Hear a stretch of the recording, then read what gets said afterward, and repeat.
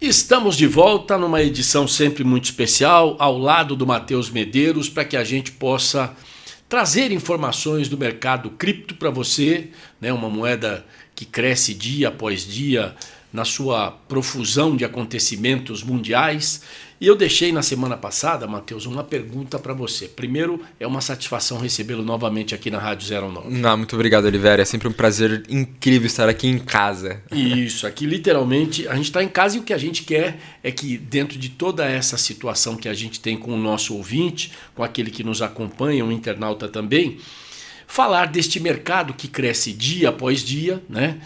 A criptomoeda é um negócio que veio para ficar, né? Todo mundo, pô, será que é uma moeda que vai ser volátil? Não, ela veio para ficar. Quantos anos de criptos? Hoje a gente tem 15 ou 16 anos de Bitcoin já e 13 anos de Tether, se não estou enganado, que é o dólar digital mais, enfim, líquido do mundo aí.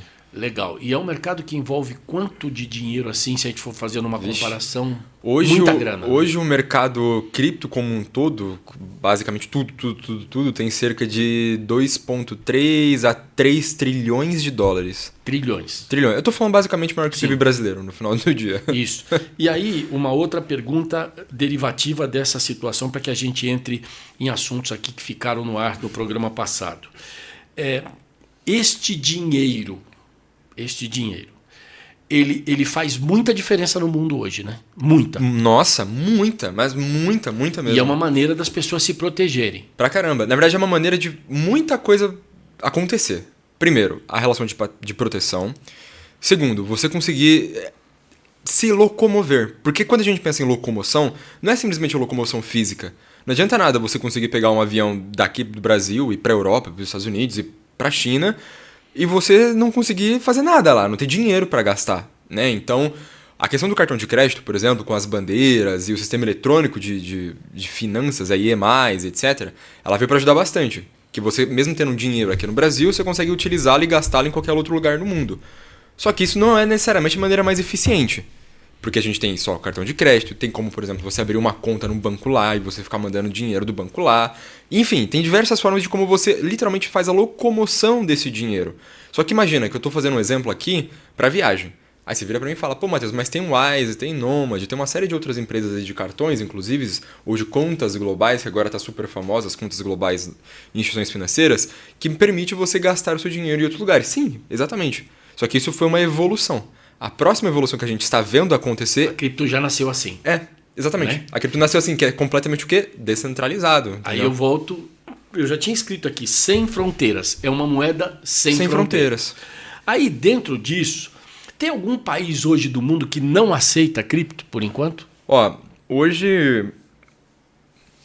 Nossa...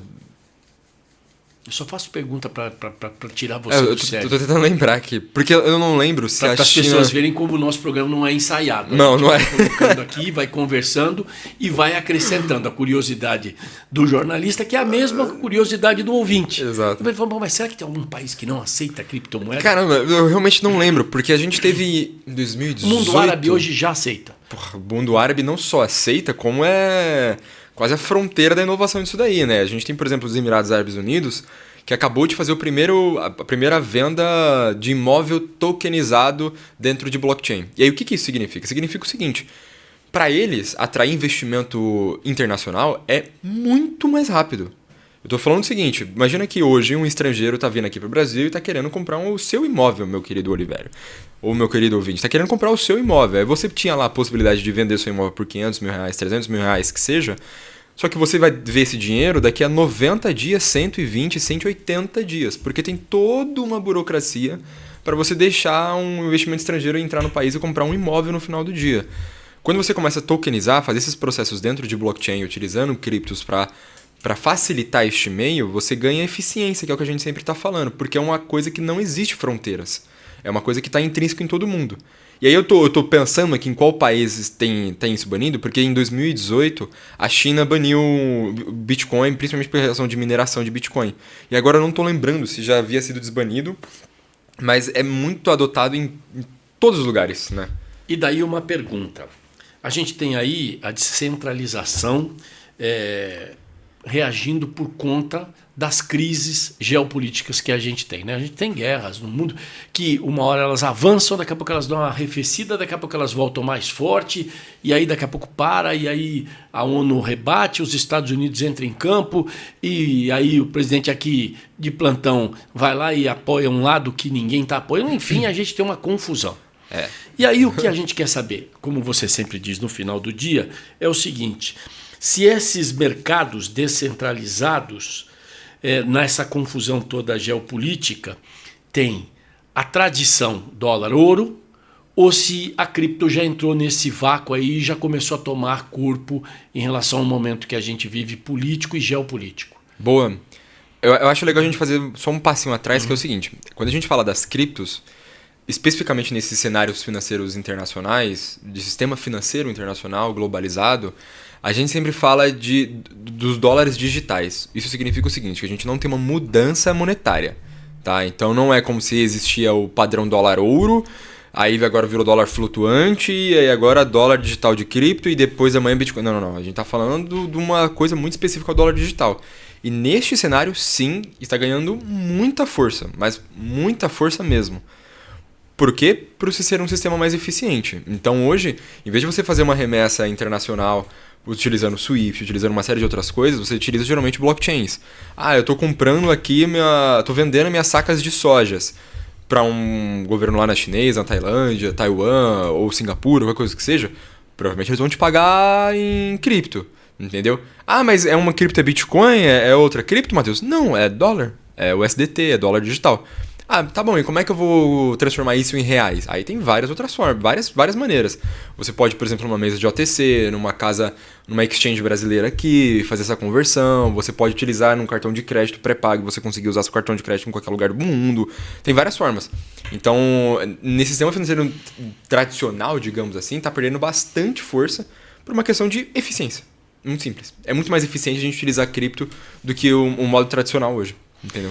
E o aumento do uso de criptos em países envolvidos nesses conflitos são afetados pelos próprios conflitos? Se aumenta a utilização da cripto? Sim. E isso está acontecendo. Sim, Ucrânia, Rússia. A Rússia, por exemplo, transformou o mercado dela de dólar para cripto para continuar circulando o dinheiro que ela precisa no mercado. Exatamente. Porque hoje, não só hoje, né, mas já faz um tempo que o sistema financeiro internacional ele está tão interdependente. E o que é essa interdependência? É o seguinte: eu dependo tanto de você quanto você depende de mim. É uma interdependência.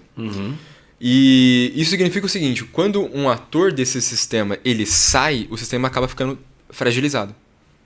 E aí isso, inclusive, piora as crises. Entende? Um exemplo muito claro é que a gente sentiu pouco isso. É que a Rússia ela é importadora e exportadora de ureia. Que ureia é um minério específico para fazer fertilizantes e tudo mais. Tão importante para o Brasil por conta do agronegócio. Exato. Então, quando começou a guerra na Ucrânia, que ficou banido ali e você não conseguia mais fazer transação, cara, deu um bafafá no agronegócio. Mas é um bafafá muito grande, porque, cara, eu preciso comprar para fazer fertilizante, só que eu não consigo pagar o cara. Putz, e como é que eu vou pagar o cara para eu ter o fertilizante? Porque ele consegue me enviar, mas eu não consigo enviar o dinheiro. Então você precisa de um modo para fazer isso. Então beleza, vamos fazer o seguinte. Então vamos deixar a Índia comprar e eu compro da Índia. Putz, mas vai ficar mais caro? Vai, mas é o jeito de comprar ureia, não tem o que fazer. Então... Você teve que trazer um intermediário para o negócio para ele ser efetivado, mas ao mesmo tempo você satisfez a economia daquele país por causa da necessidade do agronegócio, especificamente no caso brasileiro. Exato. Então, essa que é a questão da interdependência que é muito importante a gente entender hoje. Não é... então, poxa, uma guerra vai quebrar o sistema inteiro? Não, eu acho muito difícil também. Se a gente quebrar o sistema financeiro hoje, ele está ao mesmo tempo tão conectado um com o outro e ao mesmo tempo tão fragilizado que qualquer nuance nessa relação ela é muito delicada. Então, a gente está entrando num mundo hoje, Olivério, aqui 2025 para frente, 2030 para frente, principalmente na questão dos Estados Unidos com a sua dívida pública, que agora a dívida pública está, nossa senhora, está super em alta, inclusive aqui no Brasil também, e na Europa também, a gente teve a crise dos PIGs, lembra? Da Grécia lá quebrando, voltando com Draco, nossa senhora. Então isso cada vez mais está ficando mais... a flor da pele, vou colocar dessa forma. Isso está ficando cada vez mais claro. E isso é um grande problema, porque a gente está passando por um momento do sistema, e quando eu falo momento do sistema, é um momento como a coisa funciona. É literalmente do porquê que a gente trabalha, de como que a gente consome, a relação de eficiência de dinheiro. A gente está passando por um momento que é muito delicado. Eu não estou querendo aqui ser também, nossa senhora, o apocalipse vai acabar o mundo. Não é isso. Só é realmente um momento muito delicado da economia mundial. Entende? Então nós vamos voltar na semana que vem, porque eu já vou deixar aqui mais ou menos uma introdução. Por que o Trump gosta tanto de entrar em conflitos? Bom... A gente volta semana que vem. Grande abraço. Aqui não, aqui é só amigos. Aqui é só amigos, né? Aqui é só amigo, aqui é só amizade. Então a gente volta semana que vem para falar de um cara que eu vou falar um negócio para você. Nossa, ele chora para entrar numa guerra. Nossa, ele quer muito. Ele fica... Onde é que vai ter um conflito? Ali, se marcarem uma briga na esquina, o Trump aparece. O cara tá lá, né?